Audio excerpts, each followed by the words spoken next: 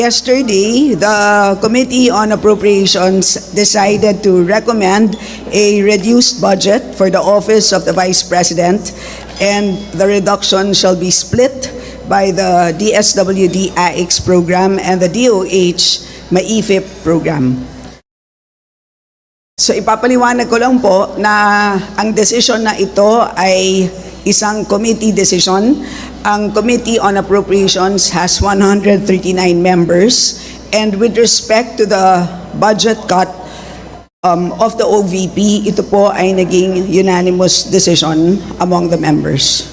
At lilinawin ko rin po na hindi pa ito final approval ng Congress. Ito po ay recommendation pa lang po ng Committee on Appropriations for the plenary. At kagabi naman po ay nag-second reading na rin po ang approved committee report na kung saan nakapaloob ang recommendation ng reduced budget for the OVP. So which means nakakalendar na po ang General Appropriations Bill as amended for plenary debates beginning September 16.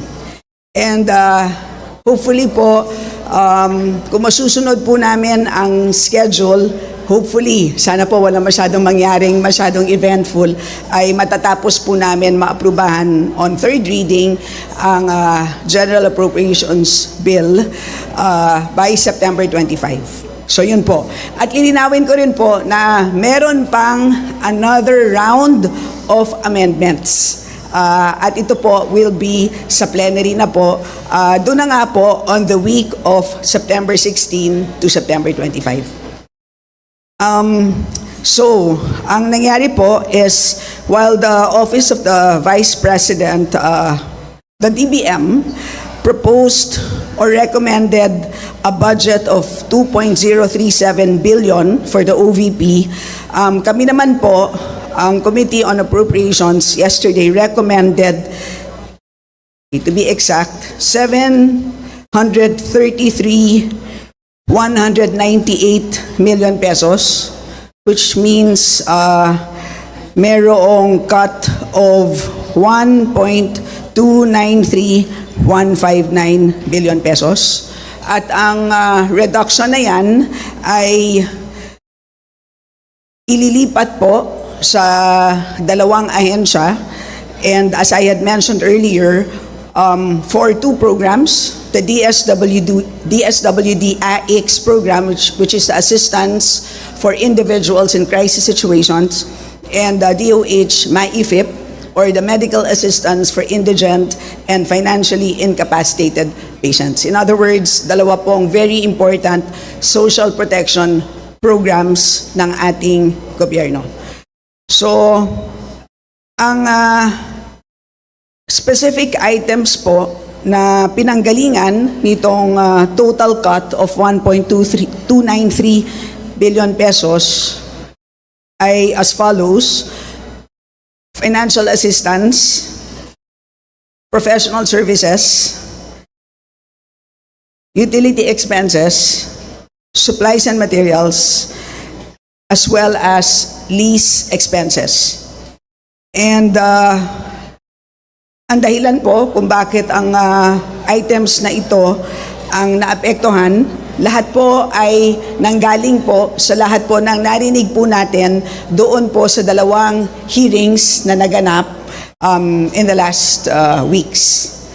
So, mamaya po kung meron kayong katanungan on the details, I can provide those to you. So,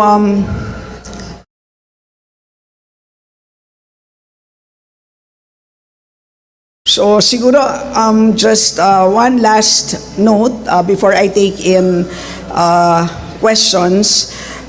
So again, we have one more round of amendments. Lilinawin ko, hindi pa ito final approval ng Congress. Meron pa tayong plenary debates. And pagkatapos po mapadala ang House version of GAB to the Senate, magkakaroon syempre ng Senate deliberations. After ma-approve ang Senate version, meron pang bicameral meeting.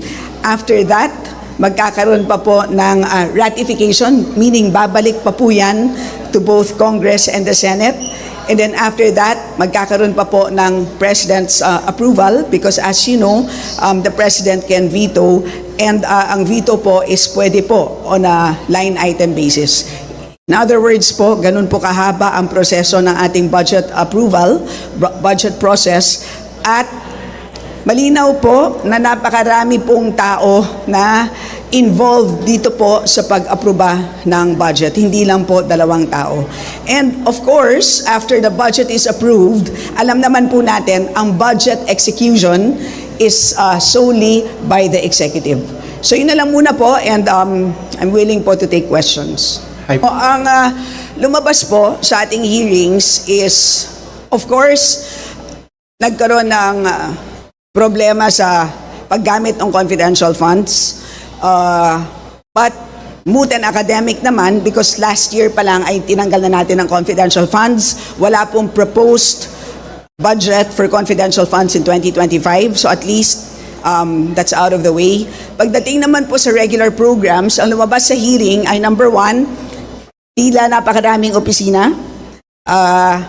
Bakit? Whereas the previous vice presidents did not have those nationwide offices. Number 2, bakit napakaraming social programs na ini-implement? Tila redundant. Bakit merong sariling medical assistance program? Meron naman tayong MAIFIP sa DOH. Bakit merong sariling burial assistance? Meron naman tayong AIX sa DSWD. At ang AIX at saka MAIFIP, these are mga programa na subok na. So, yun ang mga dalawang, kumbaga, nangibabaw na findings mula sa COA. And at the same time, lumabas din po na mababa ang utilization rate. Ang dami pong natirang pondo mula sa social programs. And at the same time, meron din lumabas na mga problema, implementation problems resulting from lack of implementation details or protocol according to the COA. At kung naalala niyo po ay halos may mga similar problems doon po sa DepEd tulad po ng mga problema sa delivery, nagka-problema po sa mga nabubulok ng mga tinapay, etc. So, ang sabi namin is why don't we just transfer the funds for financial assistance to the national government agencies na subok na.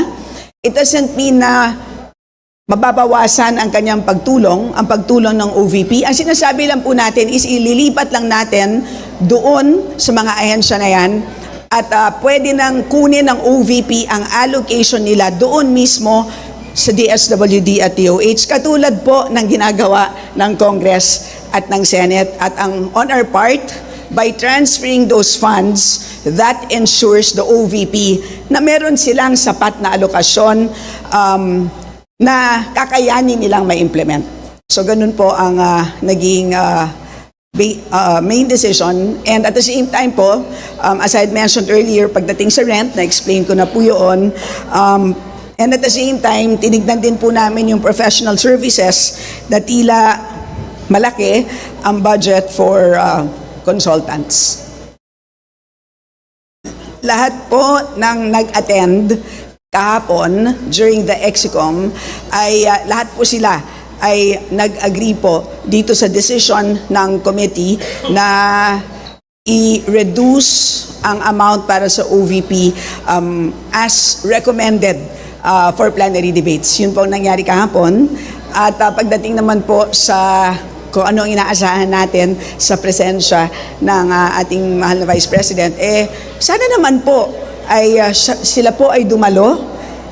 It's a very important part of the process.